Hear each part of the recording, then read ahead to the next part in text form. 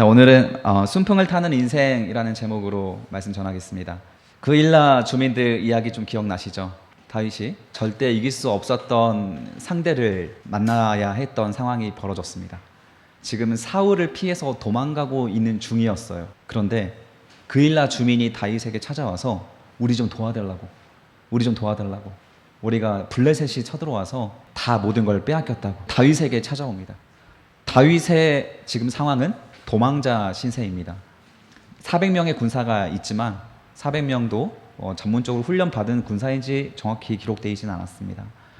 다윗이 도망자 신세인데 다윗에게 찾아와서 도움을 요청하는 거예요. 사울은 다른 모든 나라들에게는 강했는데 유독 블레셋에게만 약했기 때문에 블레셋이 쳐들어온 그 유다 지역의 그일라를 사울은 돌보지 않았습니다. 백성들은 다윗에게 찾아가서 다윗에게 도움을 요청했어요. 우리가 도움을 필요로 하는 이웃들을 보면 꼭 내 상황이 여유롭지 않을 때 그 상대를 만나는 경우도 많이 있습니다. 제가 시간이 없을 때, 꼭 바쁠 때, 꼭 누군가가 또 도움을 요청하는 그런 경우들이 더 많더라고요. 다윗은 자기에게 찾아온 그런 부탁을 외면하지 않았습니다. 왜냐하면 아둘람굴에서 하나님을 만나는 경험이 있다고 했죠. 하나님을 만나는 경험이 있는 사람은 똑같이 어려운 상황이 있을 때 그 상황을 외면하지 않습니다. 그래서 자꾸 여러분들에게 하나님을 만나기를 계속 기도해드리고 있고 설교 시간에도 이런 부분들을 가지고 이야기를 하고 있어요. 결국 여러분들이 하나님을 만나야 바뀌고 여유가 생기는 거예요. 은혜를 받았다는 표현은 하나님을 만났다라는 표현이에요. 나의 인생에 하나님이 개입하고 계시고 이거를 깨닫게 됐을 때 기적이 일어납니다. 1,000원밖에 없는데 그 1,000원을 달라고 요청하는 사람에게 줄 수 있는 여유가 생긴다라는 거예요. 결국 우리는 여유가 있어야 사랑하는 존재이기에 우리 안에 성령이 오시고 하나님이 찾아오면 우리에게 사랑하라고 하시잖아요. 그러면 여유를 주시는 거예요. 내게 없어도 더 같이 나눌 수가 있고, 상대방은 세 끼를 굶어야 되는데 나는 한 끼를 굶어야 한다면 나도 그 사람을 위해서 한 끼를 양보하면 둘 다 2끼씩 굶을 수 있잖아요. 그런 식으로 양보를 할 수 있고 나눠줄 수 있는 사람이 하나님의 은혜를 만난 사람이라는 것입니다. 다윗이 그렇게 하나님을 만나고 나서 변화된 삶, 변화되었다기보다는 회복한 삶이라고 했죠. 원래는 골리앗도 때려잡는 사람이었는데 소년일 때부터 나중에 장군이 되고 좀 이렇게 머리도 커지고 좀 승승장구하다 보니까 하나님과의 좀 온도가 낮아졌습니다. 미지근해진 상태에서는 사울이 위협을 했을 때 블레셋까지 도망가서 미친 척해서 겨우 침 흘리고 질질 흘려서 겨우 생면을 보존해야 되는 그런 밑바닥까지 흑역사를 쓰는 시간까지 내려갔습니다. 그러나 하나님을 만나고 나서는 다시 회복이 됐죠.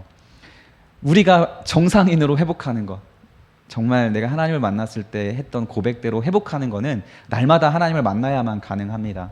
그 인생에 어떤 일이 벌어지는가, 그일라를 말도 안 되는 군사력으로 쳤지만 승리했고 그일라를 구원을 했습니다. 하나님이 그일라를 치는 모든 순간마다 함께 하셔서 대승을 거두었습니다.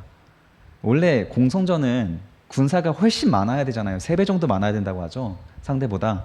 보통 블레셋이 움직이면 수만 명이 움직입니다.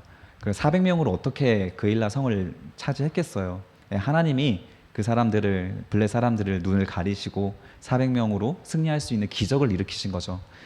그리고 좀 지나고 나니까 사울이 다윗이 그일라를 도왔다라는 소식을 듣고 나서 다윗을 잡으려고 그일라로 쳐들어왔습니다. 아니, 블레셋이 쳐들어왔을 때는 꿈쩍도 안 하던 사울이 다윗이 그일라를 다시 점령했다는 소식을 듣고 뒤도 안 돌아보고 쫓아오는 게 사울이에요. 아니, 블레셋을 이길 정도의 군사력을 가지고 있다면 다윗이 긴장할 만하지 않습니까? 이게 이 복수의 눈이 멀고 사탄의 눈이 멀면 이성이 사실 그 정상적으로 작동을 잘 안 하나 봐요. 다윗은 사울이 무서워서 도망갔다기보다는 하나님의 군사를 가지고 있기 때문에, 또 왕권을 가지고 있기 때문에, 놀랍게도 다윗이 구원해준 그일라 사람들이 배신을 해서 사울에게 생명을 내줄 수 있는 위협에 빠진다고 했었잖아요. 우리가 사랑을 해도 세상은 배신할 수 있다. 그래서 제가 수련회 여는 예배 때 말했던 것처럼 대가를 바라는 사랑은 사실 우리 성도에게는 늘 한계에 부딪히게 됩니다. 내가 여러분들에게 많은 사랑을 계속 주려고 노력을 하는데 여러분들이 저에게 사랑을 그만큼 돌려주지 않으면 서운할 수 있는 거잖아요. 이거는 대가를 바라는 사랑이거든요. 기버의 사랑이 아니라고 했죠. 기버는 주는 것으로, 예수에게 받았으니까 주는 것으로 만족해야 되는 사랑인데 자꾸 매처의 사랑을 한다고 했죠. 줬으니까 받아내려고 하는 거. 세상은 그런 사람들이 가득합니다. 그런 사람들이 당연한 거예요. 그걸 생각하고 우리는 대가를 바라는 사랑을 넘어서서 대가 없는 사랑을 하기까지 가야 돼요. 이거를 아가페 사랑이라고 했죠. 다윗이 그 아가페 사랑을 실현해낸 거예요. 그 일날 사람들이 배신을 했는데 그 일날 사람들이 저주하지 않습니다. 이런 마음의 여유가 얼마나 좀 부럽습니까? 여러분들 배신 당해본 좀 경험이 있으십니까? 가까운 친구에게 어떤 배신을 당했을까요? 여러분 나이대에는. 나는 이 친구를 좋아하고 사랑했는데 이 친구는 뒤에서 내 욕을 하고 다녔어. 뭐 이 정도 배신감은 경험해 보신 적 있죠. 다윗은 자기가 생명을 걸고 구해준 그 대상으로부터 배신을 당했습니다. 그래도 다윗은 괜찮습니다. 그 일날 백성들에게 보상을 바라고 한 일이 아니었기 때문에 괜찮은 거예요. 우리가 괜찮으려면 보상 안 바라면 됩니다. 상담학을 저도 공부했는데 상담학에서 상처받지 않는 방법에 대해서 알려줍니다. 예전에 말씀드린 것 같은데 상처 안 받는 방법 뭔지 아세요? 인간관계 할 때 상처를 안 받으면 된대요. 단순한 겁니다. 상처는 주고받는 거래요. 그래서 내가 상처를 안 받으려고 하면 안 받을 수 있대요. 그런데 우리는 상대방의 상처를 주려고 했던 것도 아닌데 굳이 가져와서 상처를 받는다. 그래서 마음의 상처를 거부하고 상처를 밀어낼 수 있다. 이렇게 상담학에서 가르치더라고요. 맞는 것 같습니다. 다윗은 그 일라 주민들에게 바라고 사랑을 준 게 아니기 때문에 상처받지 않았어요. 너무 훌륭하지 않습니까?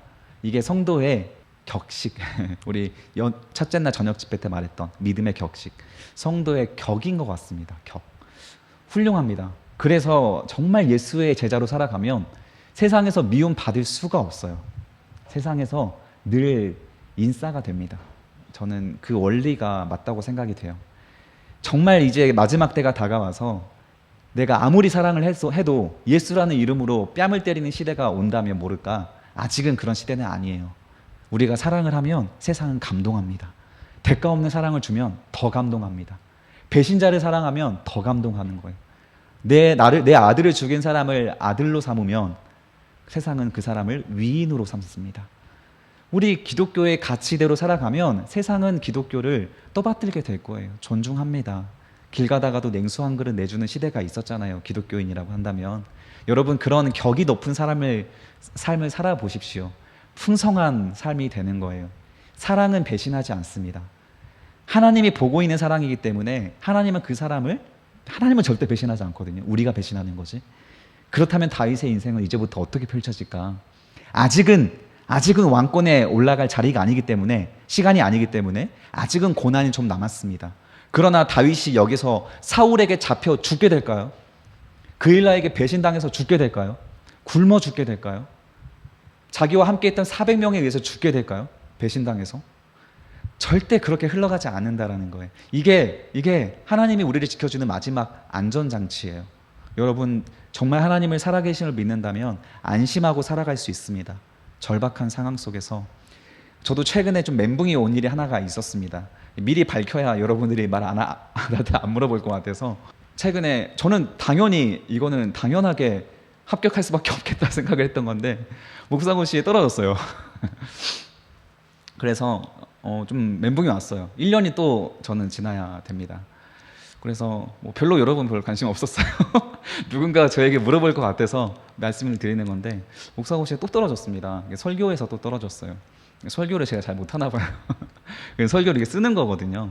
사실 이걸 하소연할 수 있는 데도 없고 좀 답답했는데 그때 멘붕이 오는 그 상황에서 저도 이 마음을 잘 지켜냈어야 했던 건데 마음을 사실 잘 지켜내지 못했어요. 암담했습니다. 왜냐하면 5년 플랜이 저는 흐트러지기 시작이 됐거든요.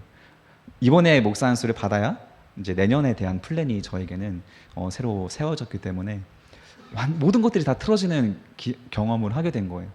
그래도 제가 다 때려치고 목사 안 해. 그냥 세상으로 나가서 새로운 다른 직장 찾아야겠다. 이렇게 하지 않죠. 왜 그럴까요? 멸망 안 합니다. 제게 아무리 안 좋은 일이 일어나도 그걸로 저 안 죽어요. 절대 끝이 아닙니다. 그저 과정인 거예요. 과정. 얼마든지 좋게 생각할 수 있습니다. 여러분들이 제가 전도사로 불렀다가 갑자기 목사님 부르려면 얼마나 힘들겠어요. 헷갈려서. 여러분들을 위해서 저는 또 전도사로 1년 더 남아있을 수 있습니다. 얼마나 좋습니까? 그렇죠? 그리고 뭐 목사 앞으로 20년 넘게 할 건데 뭐 1년 더 빨리 된다고 해서 저에게 뭐 유익한 것도 아니고, 사실 전 목사님이라는 이름 타이틀이 저에게 너무 부담스러운 건 아직도 좀 사실인 것 같아요. 전도사라는 이름이 저에게도 좀 친숙하고 조금 더 행동을 좀 가볍게 할 수 있는 그런 장치가 된 것 같아서 그래도 저는 이 광야 속에 만났던 다윗이 하나님을 만났던 그 하나님을 조금이나마 좀 다시 한번 묵상해 볼 수 있는 시간이 되었습니다. 실패와 좀 계획이 틀어짐을 통해서 오히려 하나님이 저에게 더 잘 느껴지는 이번 일주일이었던 것 같아요. 다윗은 14절에 보십시오. 하나님이 어떻게 보호하시는지 한번 읽어보겠습니다. 14절 시작. 다윗이 광야의 요새에도 있었고 10광야 산골에도 머물렀으며 사울이 매일 찾되 하나님이 그를 그의 손에 넘기지 아니하시니라. 자, 중요한 표현이 있죠. 저기 매일에다가 동그라미 쳐보세요. 매일 사울이 그를 찾으려고 눈에 불을 켜고 돌아다녔습니다. 그럴 때 누가 안 넘겨요? 하나님이요. 하나님. 이게 우리 신앙인의 여유입니다. 사탄에게 절대 우리를 포기하고 넘기지 않습니다. 여러분들의 의지로 이 더운 날씨에 이 자리까지 오셨죠. 성령님께서 도와주신 거예요. 우리 수련회 시간에 제가 잠깐 언급해드렸습니다. 우리를 구원하게 하기 위해서 하나님께서도 우리와 씨름하고 계신다고 했잖아요. 밤새도록 베드로에게 물고기를 잡히지 못하도록 베드로의 물고기를 조종하셨던 하나님, 우리의 마음과 의지를 도와주시는 하나님이에요. 이 자리까지 나올 수 있도록, 그래서 예배할 수 있도록 주변 사람을 통해서, 상황을 통해서, 여러 가지를 통해서 여러분들을 하나님의 자리로 데려나오시는 분이 하나님이십니다. 그게 하나님의 주권이에요. 그래서 저는 믿어요. 여러분 모두가 다 사실 마지막 때에 구원받을 수 있다고 믿습니다. 그러나 제가 가르칠 것은 여러분들 구원받을 거니까 긴장 푸세요가 아니에요. 저의 역할은 죄를 무서워하고 긴장을 놓치지 마세요라고 하는 것이 제 역할입니다. 그래도 저는 믿고 있는 것은 저도 구원받을 것이고 여러분도 반드시 구원받을 것입니다. 이게 이단과 우리와의 다른 점이에요. 저도 율법을 굉장히 중요하게 생각합니다. 그래서 돼지고기도 잘 안 먹으려고 한다고 했죠. 그래도 이단과 다릅니다. 이단은 그 사람을 멸망하지만 저는 멸망한다고 생각하지 않습니다. 왜냐하면 율법이 우리의 구원을 결정하지 않기 때문에 그렇습니다. 하나님의 사랑이 우리의 구원을 결정하는 거예요. 오늘이 이단 경계 주일입니다. 이단이 너무 많아졌죠. 그래서 저는 여러분들과 같이 이렇게 성경 공부하는 이유도 여러분들이 좀 이단에 분별할 수 있는 눈을 갖길 원해서 한 거예요. 성경 공부하면 99%의 이단이 걸러집니다. 많은 성도들이 세월호 사건 때 구원파와 우리 기독교를 구분 못했습니다. 세상 사람들뿐만 아니라 교인들조차 구원파와 우리의 구별을 못했어요. 구원파는 우리의 죄가 예수님을 믿음과 동시에 모든 죄가 용서받았다. 심지어 미래에 지을 죄까지 용서받는다. 그래서 우리는 지금부터 죄로부터 노예로 살아가지 않고 자유롭게 살아갈 수 있다. 교회에서도 많이 들었던 말이기 때문에 이게 뭐가 잘못된 말이지? 라는 말로 오해하게 돼요. 그래서 세월호 선장은 지금도 잘못했단 말 안 하죠. 구원파의 특징입니다. 절대 죄 고백하지 않습니다. 그러면 자기는 아직 구원 못 받은 사람이거든요. 구원을 깨닫는 게 중요하다. 이게 구원파인데 잘못됐습니다. 우리는 죄를 지으면 지옥 갑니다. 이게 전제고, 하나님의 주권에 의하여, 하나님의 긍휼하심에 의하여 우리를 죄를 짓지 않을 수 있는 단계로 성령 충만으로 끌어가시는 거예요. 그래서 미래에 지을 죄까지 용서하신 건 아닙니다. 우리가 죄를 지으면 우리는 하나님께 매를 맞아요. 두들겨 맞아서라도 죄를 안 짓게 만드시는 게 하나님이신 거예요. 그래서 죄를 지으면 빨리 죄인이라고 인정하는 것이 오히려 저희 교단인 거예요. 저희 전통 교단의 교리입니다. 한국 교회가 조금 이런 부분들을 죄로 구원론에 좀 약해졌기 때문에 너무 쉽게 구원론을 이렇게 퍼뜨려서 좀 안 좋아졌지만, 너무 가벼운 구원론이 됐지만 사실 구원은 굉장히 어려운 거예요. 우리 전통 교단에서도. 우리도 구원을 절대 쉽게 말하지는 않습니다. 많은 노력을 해야 됩니다. 뼈를 깎는 노력을 해야 돼요. 향나무가 태풍에 얻어맞고, 많이 얻어맞은 향나무일수록 늙은 향나무는 더 깊은 향을 낸다고 하잖아요. 하나님은 우리를 향나무로 만들어 가시는 분이신 거예요. 그런데 그 인생이, 그 고통이 보통 아픈 고통이 아닌 거예요. 우리가 여러분 성격 잘 아시잖아요. 지금껏 살아왔으면. 내 꼬라지와 내 성품이 하나님 안에서 인격이 다듬어지는 그 모든 시간은 하나님이 우리를 사랑하면 사랑할수록 더 확실하게 그 과정을 겪게 만드시는 분이세요. 그래서 우리의 삶을 통해 이웃들이 하나님의 형상을 볼 수 있고, 아, 예수를 믿으면 저렇게 되는 거구나, 이걸 깨닫게 하나님께서 인도해 가시기 때문에 그 인생이 얼마나 고달프겠어요. 고칠 게 많으면. 그래서 저도 청년들하고 같이 대화해보다 보면, 아, 이 청년은 좀 고생이 많겠다 앞으로, 이런 청년이 있고요. 아, 이 청년은 정말 하나님 앞에, 이렇게 오늘 설교 제목이죠, 순풍이겠다. 참 얼마나 하나님에서 주신 복을 많이 받고 편안하게 살까, 참 행복하겠다, 이런 사람이 있습니다. 다 갈라져요. 그런데 누가 고생이 많을까요? 고집입니다. 고집. 너무 고집 강하신 분들이 많아요. 자기 생각에 탁 갇혀가지고 아무리 말해도 튕겨 나가는 게 보여요. 이렇게 한 귀로 듣고 한 귀로 빠져나가는 것도 보이고. 그러면 하나님 안에서 회복되기가 너무 어렵거든요. 그럼 두들겨 맞아야죠. 하나님이 사랑하시니까. 그 과정이 아픕니다. 다윗도 지금 두들겨 맞았잖아요. 그래서 14절에 이런 일이 일어나는 겁니다. 어떤 일이 일어났냐면, 광야 요새에 갔을 때에도 사울이 찾아와. 10 광야에 가서도 사울이 찾아와. 그래도 사울이 다윗을 못 잡아요. 하나님이 그를 구원하시기로 결정하셨기 때문에, 다윗은 이미 하나님 안에서 훈련을 받아서 하나님과 동행하는 훈련이 됐기 때문에 순풍이 불어옵니다. 순풍을 타는 인생, 돛을 펼치면 앞으로 쭉 나갑니다. 역풍을 맞으면 어떻게 해야 돼요? 돛을 접어야죠. 쿡, 닻을 내려야죠. 배가 흔들리지 않게. 그 자리에 버텨야 되는 겁니다. 하나님이 여러분들에게 역풍을 불게 하실 때가 있어요. 왜냐하면 하나님은 북쪽으로 가라가는데 우리는 서쪽으로, 남쪽으로 가려고 할 때에는 역풍을 맞죠. 그때에는 우리를 돌아보고 닻을 내리고 버텨야 되는 거예요. 그러나 우리가 하나님이 순풍을 불어주실 때, 아, 이 길이 내가 걸어가는 길이, 내가 가고자 하는 이 길이 하나님께서도 기뻐하시는 길일 때 우리는 순풍을 느끼게 됩니다. 그때는 이런 일이 발생하는 거예요. 나를 생명을 죽이려고 하는 사람들이 도저히 잡을 수가 없는 일이 발생합니다. 밑에 적어두세요. 신앙이란 인생이라는 항해에 순풍을 타는 것입니다. 이게 진짜 신앙인이에요. 여러분들의 인생에 순풍이 있기를 축복합니다. 늘 좋은 일이 좀 발생하고 안 좋은 일이 있어도 하나님의 뜻으로 해석해낼 수 있는 지혜가 있어서 여유가 있고, 언제든지 돌이켜서 하나님 뜻대로 움직일 수 있는 힘이 생기는 사람, 그런 사람이 순풍을 타는 사람이죠. 운동을 잘하는 사람은 그 힘을 어디다 줘야 되는지 알아요. 제가 주짓수를 좀 배웠거든요. 처음에 주짓수 초보자일 때 그 퍼플 띠랑 한판 붙었습니다. 그런데 퍼플이면 한 6개월, 7개월 정도 공부한 사람이, 배운 사람인데, 그 사람하고 같이 했는데 저는 그 사람한테 10초를 못 버텼어요. 바로 그 포지션을 뺏겼습니다. 온 힘을 다 줬는데도 그 사람은 정말 너무 기분이 나쁘게 그냥 쓱 오는 느낌이 들리는 거예요.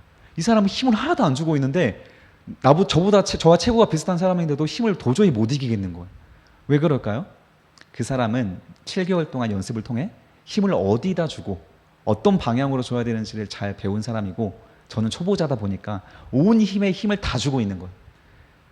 힘은 더 많이 쓰고 더 빨리 피곤해지는데 오히려 기술은 더 약하고 지게 된다는 거죠. 모든 스포츠가 동일합니다. 여러분들의 직장에서도 다 경험을 해보시고 전문 직업에서도 경험해보신 부분이죠. 힘은 빠지게 됩니다. 어디다 힘을 사용해야 될지 알게 됩니다. 악기도 마찬가지죠. 하나님의 신앙에서도 똑같습니다. 순풍을 타는 사람들 보면 그렇게 힘 많이 안 주고 있어요. 굉장히 겸손하고 굉장히 순탄하게 살아갑니다. 많은 교회에서 역할을 맡고 있는 것 같은데도 바빠 보이지가 않고 참 그 일을 잘 헤쳐나가고, 세상에 나가서도 마찬가지입니다. 그런 사람의 마음의 그릇이 너무 넓어서 많은 사람들이 그 그릇 안으로 들어와요. 인기가 많습니다. 사람들한테. 기본적으로 많은 멘티들이 있어요. 멘토, 멘티. 그렇죠? 멘토로 삼는 밑에 멘티들이 참 많습니다. 그런 사람이. 저도 그런 분이 있어요. 저의 멘토가 있습니다. 말이 별로 없어요. 가면 저 혼자 말만 다 합니다. 근데 사실 어떤 목사님들 만나서 대화하면 저 한마디도 못하고 끝나는 대화도 많거든요. 자기 얘기만 계속 하는 거예요. 그러면 저는 제 얘기들 잘 못하는 그런 분도 있어요. 그런데 멘토들, 그런 마음의 여유가 있는 분들 보면 잘 들어주죠. 기본적으로 여유가 있는 사람이 좀 잘 들어주는 것 같습니다. 이 다윗은 400명의 환난당한 사람들을, 상처받은 사람들을 품을 수 있는 마음의 그릇을 가진 사람이었어요. 그래서 400명의 사람을 품었습니다. 이런 다윗이 그일라에서 그들의 배신을 통해서도 여유를 놓치지 않은 모습을 보면서 200명이 더 부흥을 했죠. 이런 부흥이 진짜 부흥이에요. 하나님께로 걸어가는 등을 바라보고, 그 등을 바라보고 길에 동참하고자 따라오는 사람들의 무리들이 견고한 공동체가 됩니다. 그저 인간관계가 재미있어서 모이는 그런 관계는 언제든지 풍비박산 날 수 있어요. 인간의 감정은 늘 한계에 부딪히기 때문에. 16절부터 보겠습니다. 재미있는 일이 발생해요. 사울의 아들 요나단이 일어나 수풀에 들어가서 다윗에게 이르러 그에게 하나님을 힘있게 의지하게 하였다. 자, 사울의 아들 요나단이 지금 누구 곁에 있었던 사람입니까? 사울 옆에 있잖아요. 사울은 매일 다윗을 잡으려고 쫓아다니는데 그의 그림자도 발견할 수 없어요. 그런데 요나단은, 그 사울이 옆에 있었던 사울의 아들 요나단은 참 편하게 다윗을 만납니다. 사울은 왜 못 만났어요? 무능해서? 아니에요. 하나님이 가려준 거예요. 요나단은 만나게 해주니까 쉽게 만나는 겁니다. 유다 지역은 굉장히 작아요. 이스라엘 전체 크기가 강원도보다 작습니다. 이스라엘은 작은 땅이에요. 유다는 그 많은 땅 중에서도 한 10분의 1 지역밖에 안 되는 정말 작은 동네입니다. 그 동네에서 수만 명의 군대가 다윗에 함께하고 있는 400명을 못 찾아요? 말이 안 됩니다. 말이 안 돼요. 왜 못 찾았을까? 그냥 그 자체가 기적이라는 거예요. 하나님이 가려주셨다. 사울은 다윗을 보면서 정말 하나님께서 다윗과 함께 하시는구나 한두 번 깨달을 때가 아니었을 거예요. 사울은 너무 잘 알고 있어서 두려운 겁니다. 오히려. 그런데 자신의 행동이 죄악이라는 거 알고 하나님이 싫어한다는 거 알면서도 계속 다윗을 쫓아다니고 다윗을 죽이려고 하는 거예요. 자, 여기가 역풍을 만나는 사람들의 성격 특징입니다. 그 예전에 한 2년 전인가 영국에서 한 실험용 생쥐를 가지고 한 가지 실험을 했대요. 그 생쥐가 그 돌아다니는 그 집에다가 작은 전류, 아주 미세한 전류가 흘러가는 그 전선을 놔뒀대요. 그래서 그 전선이 어디를 자극하냐면 그 생쥐의 뇌에 쾌락을 관장하는, 오묘한 기분이 들게 만드는, 그러니까 약간 성적 쾌락을 느끼게 만드는 그 뇌를 자극하는 전류라고 해요. 생쥐가 음식을 찾다가 자기도 모르게 거기를 툭 건드린 거야. 그랬더니 생쥐가 처음에는 화들짝 놀랍니다. 몸이 움츠러들었어요. 그런데 뭔가 너무 오묘한 기분 때문에 다시 그 전선을 찾아갑니다. 또 터치를 해보는 거야. 너무 기분이 좋은 거야. 예전에 처음엔 도망갔는데 이제 도망가지 않아요. 계속 터치를 하기 시작하는 거예요. 처음에는 1분에 한 번씩 터치했는데 기분이 좋으니까 이번에는 10초에 한 번씩 터치하고 1시간 정도 지나고 갔더니 다다다다다다다. 그 몇 번일까? 1초에 한 두세 번이겠다. 다다다다다다. 입에 거품을 물고 쓰러지는데도 손은 계속 다다다다 하고 있다는 거예요. 심지어 자기 새끼가 옆에 있는데 새끼에게 젖을 먹일 생각도 안 하고 계속 그 전선을 터치하고 클릭하고 있는 이 생쥐. 완전 중독돼 버렸습니다. 하나님과 멀어져 살아가면 우리는 이렇게 생쥐처럼 살아가는 거예요. 뭔가 기분이 좋은 것들, 뭔가 나를 자극시키고 행복하게 만드는 것들을 중독시켜서 자기가 잘못된 거라는 걸 알면서도 계속 그 쾌락과 즐거움을 찾아가며 터치하게 되는 거예요. 자꾸 터치하는 거. 이게 죄를 컨트롤하지 못하는 사울과 같은 많은 성도들이 가지고 있는 공통점입니다. 내가 여기서 분을 바라는 거, 짜증을 내는 거, 여기서 이 사람을 미워하는 거, 신앙인으로서 실패하는 것 같다는 거 다 알면서도 포기를 못하는 거예요. 이게 우리 성도들의 약점이죠. 이런 사람은 계속 역풍을 맞게 된다는 거. 하지만 다윗은 그런 시간은, 하나님과의 어떤 고난의 시간들을 이겨내면서 하나님을 힘있게 의지할 수 있는 전문가가 되었다는 것이죠. 자, 19절 한번 보겠습니다. 그때 10사람들이 기브아에 이르러 사울에게 나와 이르되 다윗이 우리와 함께 광야 남쪽 하길라산 숲을 요새에 숨지 않았습니까? 그리하온즉 왕은 내려오시기를 원하는 대로 내려오소서. 그를 왕의 손에 넘길 것이 우리의 의무입니다. 21절 사울이 이르되 너희가 나를 긍휼히 여겼으니 여호와께 복받기를 원하노라. 사울이 정말 오랜만에 칭찬하는 장면이 나왔습니다. 사울은 자기 옆에 있는 베냐민 지파 측근들에게도 늘 화를 냈거든요. 너희들이 다윗을 살리려고 날 배신하는 거지. 내 아들도 날 죽이려고 하는데 너희도 날 배신하는 거지. 늘 의심하다가 드디어 지금 사울이 칭찬하는 장면이 나왔어요. 언제? 사울 자기 편을 들어줬을 때. 사울이 지금 다윗을 죽이려고, 죄 없는 자를 죽이려고 눈에 불을 켜고 매일과 같이 정신 나간 사람처럼 쫓아다니고 있는 이 사울을 곁에서 아부해주고 당신이 옳다라고, 이제 다윗이 덫에 완전히 걸렸으니 하나님이 당신에게 다윗을 넘기실 거라고 말해주는, 아부하는 사람에게 사울이 기분이 좋은 거예요. 내가 잘못하고 있을 때 나의 그 잘못함을 지적해주지 못하는 사람, 그냥 다 좋게만 말해주는 사람은 좋은 친구가 결코 아니라는 거 다 알면서도, 우리 주변에 있는 친구들은 사실 우리의 기분을 나쁘게 하지 않는 친구들이 대부분이지 않습니까? 그런 전도사, 그런 목사도 인기가 별로 없어요. 자꾸 지적하는 목사, 전도사도 인기 별로 없습니다. 저도 여러분들 자꾸 지적해줘야 되는데 자꾸 그런 싫은 소리 잘 못하는 성격이다 보니까 그냥 자발적으로 할 때까지 좀 기다려지게 됩니다. 사울은 21절에 기분 좋게 너희가 하나님께 복받기를 원하노라, 복받기를 원하노라. 이런 관계 기뻐하지 마세요. 이거 멸망의 길입니다. 이들 나중에 다 한 번에 죽습니다. 다 같이. 요나단과 같이 자꾸 하나님을 더 의지하게 만드는 사람, 더 하나님께 찾아오도록 자꾸 권면하고 귀찮게 멱살 잡고 끌고 가는 사람, 그런 사람을 여러분 친구로 삼으십시오. 요나단 같은 사람이 있을 때 우리는 하나님과 순풍의 인생을 살아가는 시기가 더 빨리 찾아오게 됩니다. 여러분들 순풍 맞으시길 축복합니다. 22절 보세요. 자, 그랬더니 어떤 사람이 지금 사울 편에 붙어서 다윗의 정보를 알려줬죠. 그런데 22절 보십시오. 어떤 사람이 내게 말하기를 그는 심히 지혜롭게 행동한다 하니 그는 가서 더 자세히 살펴 그가 어디 숨었으며 그가 누가 거기서 그를 보았는지 알아보고, 지금 사울 편에 있는 어떤 사람입니다. 22절은 그가 숨어있는 모든 곳을 정탐하고 실상을 내게 보고하라. 내가 너희와 함께 가리니 그가 이 땅에 있으면 유다 몇 천 명 중에서라도 그를 찾아내리라 하더라. 그들이 일어나 사울보다 먼저 십으로 가니라.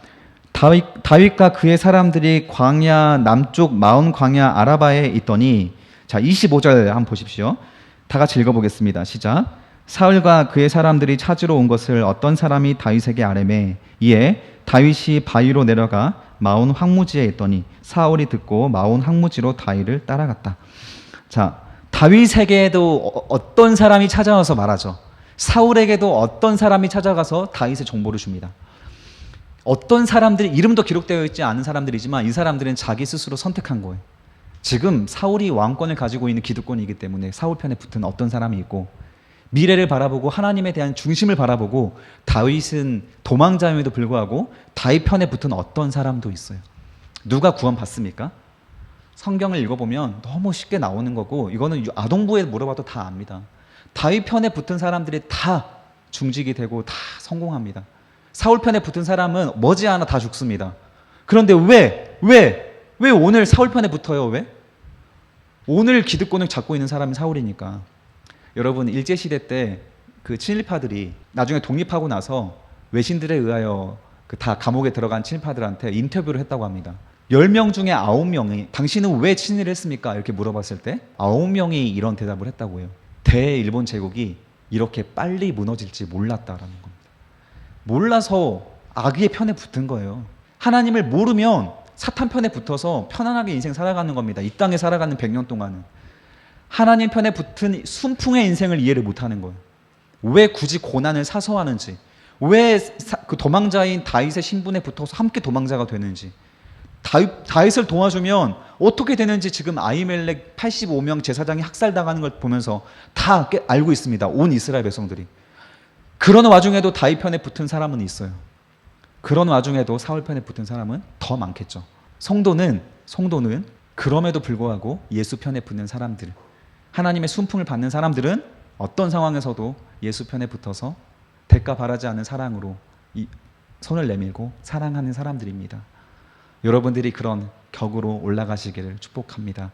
그래서 여러분 만나는 사람마다 정말 이 사람 또 만나고 싶다, 이 사람 또 만나서 가까이 하고 싶다, 이 사람에게 사랑을 좀 배우고 싶다, 나도 이 사람 닮아가고 싶다, 이런 격으로 여러분들이 성숙해져 갈 수 있기를 축복합니다. 자, 당신은 지금 퀘스천을 답해보세요. 당신은 지금 누구와 함께하길 원하고 있고 그는 하나님과 함께하고자 하는 신앙인입니까? 신앙을 너무 잘 지키는 사람의 등을 바라보고 그 뒤를 따라가는 여러분인지, 아니면 세상에 그냥 잘 나가니까 세상에서 인정받는 사람이니까 따라가고자 하는 사람인지 한번 여러분의 중심을 살펴보시길 바래요. 26절입니다. 사울이 산 이쪽으로 가며 다윗과 그의 사람들은 산 저쪽으로 가며 다윗이 사울을 두려워하여 급히 피하려 하였으니 이는 사울과 그의 사람들이 다윗과 그의 사람들을 에워싸고 잡으려 하였음이었더라. 전령이 사울에게 와서 이르되 급히 오소서 블레셋 사람들이 땅을 침노합니다.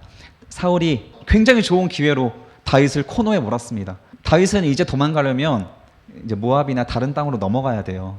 이스라엘, 유다의 코너에 몰렸습니다. 다윗의 선택은 있어요. 이스라엘을 벗어나던가 아니면 여기에서 사울과 맞서서 죽던가. 자, 다윗이 어떤 선택을 했을까요? 다윗이 이방 땅으로 넘어갔을까요? 안 넘어갑니다. 왜? 하나님이 넘어가지 말라고 했잖아요. 다윗에게. 내가 너와 함께 한다고 했기 때문에, 유다에 머물라고 했기 때문에 다윗은 안 도망가요. 그 자리에 그냥 버티고 있습니다. 하나님, 제가 할 거 다 했어요. 이제 나 갈 데 없습니다. 하나님 어떻게 하실래요? 하나님이 어떻게 하셨습니까? 27절이죠. 전령이 급하게 사울에게 찾아옵니다. 이제 저기만 치면 다윗을 잡는 건데 그 절체절명의 위기의 순간 누가 사울에게 쳐들어왔어요? 블레셋이 쳐들어왔어요. 블레셋이. 사울의 유일한 약점. 블레셋이 쳐들어와서 사울이 화들짝 놀라게 만들고 그 블레셋과 전쟁을 준비하러 어쩔 수 없이 군을 빼야 되는 상황으로 다윗을 보호하십니다. 블레셋을 이용하셔서 대적을 물리게 하시는 하나님.